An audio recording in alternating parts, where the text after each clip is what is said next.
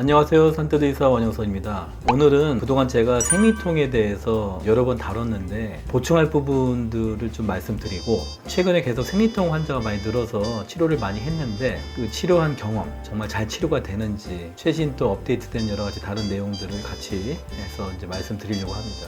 또 아시다시피 생리통이라는 거는 말 그대로 생리할 때 나타나는 통증이잖아요. 보통은 이 생리통이 생리가 시작되기 하루에서 길면 3일 전부터 생리통이 보통 시작이 되고, 막상 시작이 되면은 12시간 이내가 이제 피크점이에요. 경우에 따라서 72시간 정도 지속이 됩니다. 그러면 이 생리통이 왜 생기냐? 제가 주로 치료하는 환자분들은 기저질환이 없는 분들이에요. 보통 뭐 자궁 내막증, 자궁 근종, 자궁 성근증, 골반염, 자궁 경부가 막혀 있는 경우, 기저질환이 있는지 없는지를 먼저 우리가 확인을 하고, 거기서 아무 이상이 없다고 하면은 원발성 생리통이라고 얘기하는데, 대부분 나이가 이제 중고등학생, 사회 초년생들이 있고요. 30대 초반도 가끔은 있습니다. 근데 대개는 20대가 대부분이고, 자, 그러면은 생리통이 전에 10명 중 한 6명 정도는 나타난다고 했는데, 생리통이 왔을 때 어떤 음식을 먹으면 좀 안 좋아지느냐, 그런 것들 많이 물어보셔서 말씀을 드리자면, 보통 카페인, 그 다음에 알코올, 스모킹, 담배 피는 거, 이런 것들은 안 좋습니다.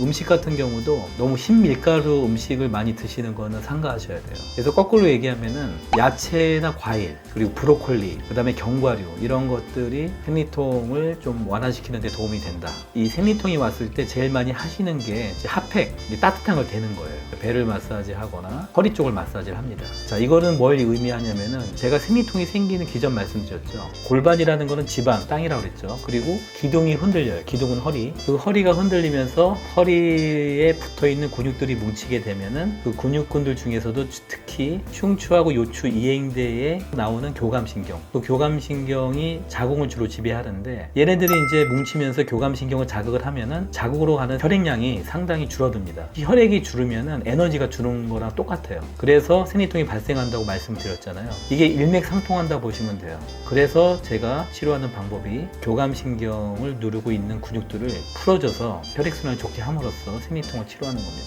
이렇게 생리통을 치료하다 보니까는 생리통이 심해가지고 학교를 못 가고, 심지어는 응급실에 실려가고 막 이런 분들이 있어요. 대부분 그냥 진통제 먹고 참죠. 근데 저는 응급실 갈 정도로의 환자들만 주로 오는 건 사실인데, 그분들 보면은 제가 얘기했던 골반의 근육 있죠. 그리고 허리 근육 살짝만 눌러도 엄청나게 아파요. 어떤 분은 이렇게 근육들을 다 눌러봤는데 살짝만 눌러도 엄청나게 통증이 와 있는 겁니다. 그래서 제가 그 치료법을 상세하게 설명해 드리고 치료를 시작하자 했더니, 저 내일 모레 외국에 간다고, 그래서 약을 이미 한 2달치 분량을 이만큼 진통제를 타다 놨더라고요. 근데 여기서 중요한 사실이 뭐냐면, 나중에 그냥 놔뒀더니 외음부 통증이나 성교통, 골반통, 이런 쪽으로 발전하는 거예요. 실제로 생리통이 있는 분들이 호소하는 게 있는데, 이게 등 쪽으로, 허리가 많이 아프다, 그 다음에 허벅지 안쪽으로 통증이 퍼진다고 하는 분들도 많이 있어요.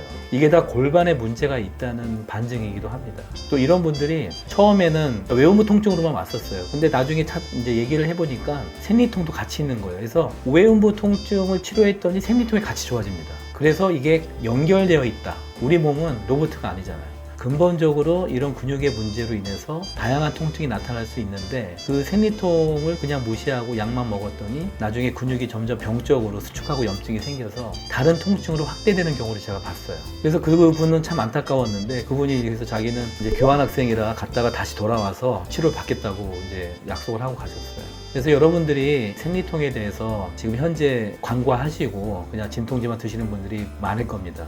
이분들한테 내가 물어봐요. 혹시 자세가 불안정하지 않습니까? 열이면 거의 9명 이상은 맞아요, 저 자세가 안 좋아요. 그러니까 자기가 인지를 하고 있어요. 바로 그 자리에서 제가 눕혀서 허리 쪽 근육을 눌러보고 골반 쪽 근육을 눌러보면 너무 아파요.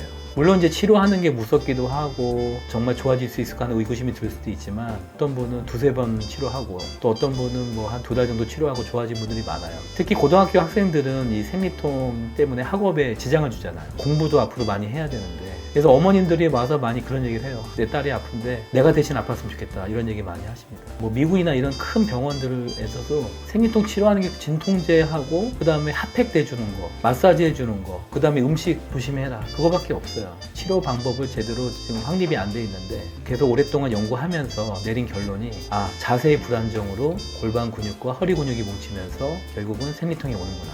그리고 그냥 놔두면은 다른 통증으로 발전될 수 있구나, 이런 거를 알게 됐습니다. 더 나쁜 통증이 생기기 전에, 그리고 생리통이 더 악화되기 전에 치료를 받으셔야 빨리 낫습니다. 지금이라도 늦지 않았으니까 이 영상을 보셨다면 꼭 한번 본인도 내 자세가 어떤지 한번 체크해 보시고, 그리고 점점 내가 먹는 양이 늘어나지 않는지도 한번 보시고, 문제가 점점 커지는 것 같다라고 판단이 되면은 꼭 오셔서 상담을 받으시길 바랍니다. 제가 리스크 팩터를 좀 얘기할게요. 위험인자. 일단 그런 거 물어보시는 분이 많아요. 아니, 생리통이 좀 유전적인 게 있느냐?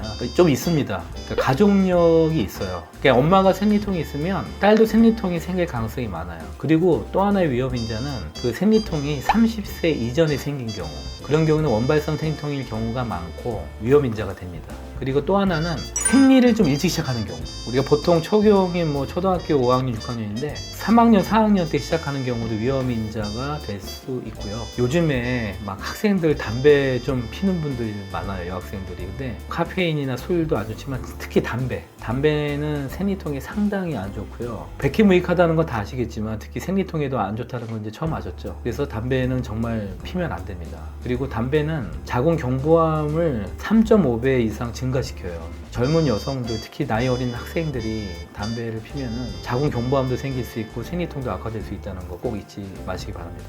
그동안 이제 생리통에 대해서 영상을 여러 번 찍긴 했지만 좀 뭐 음식이라든지 뭐 위험인자, 그리고 피해야 될 것들, 최근에 또 생리통 치료를 하면서 느낀 점들에 대해서 말씀드렸고요. 오늘 영상이 유익하셨다면 구독, 좋아요, 알람 설정 부탁드리겠습니다.